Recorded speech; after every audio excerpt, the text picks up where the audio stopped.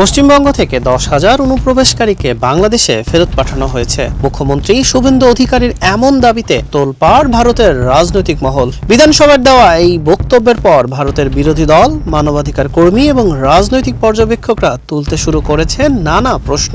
সীমান্ত পার করার প্রক্রিয়ার স্বচ্ছতা এবং তথ্যের গরমিল নিয়ে শুরু হয়েছে নতুন বিতর্ক।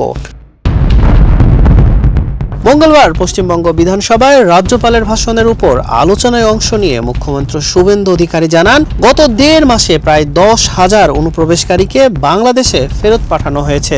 এছাড়া রাজ্যের 12টি অস্থায়ী আটক কেন্দ্রে আরও 1,800 জন রয়েছেন। এর আগে তিনি 4,800 জনকে সীমান্ত পার করার কথা বলেছিলেন। বিধানসভায় মুখ্যমন্ত্রী আরো বলেন, রাজ্যের সামাজিক সুরক্ষা কর্মসূচির সুবিধা শুধু প্রকৃত নাগরিকদের কাছেই পৌঁছে দেওয়া হবে। তিনি দাবি করে বলেন, অবৈধভাবে বসবাসকারীদের কারণে সরকারি সম্পদের উপর অতিরিক্ত চাপ তৈরি হচ্ছে।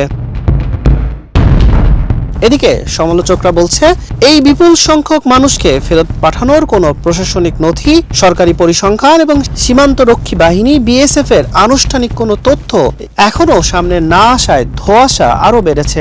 বিরোধীদের অভিযোগ, অনুপ্রবেশের অজুহাত দেখিয়ে বিভিন্ন সামাজিক প্রকল্পের উপকারভোগীদের সংখ্যা কমানোর চেষ্টা করছে সরকার। রাজনৈতিক বিশ্লেষকদের মতে পশ্চিমবঙ্গ রাজনীতিতে নাগরিকত্ব এবং অনুপ্রবেশ সবসময়ই স্পর্শকাতর ইস্যু। আসন্ন নির্বাচনকে সামনে রেখে এই বিতর্ক আরও তীব্র রূপ নিতে পারে। হাসান শাহরিয়ার, মানব কণ্ঠ।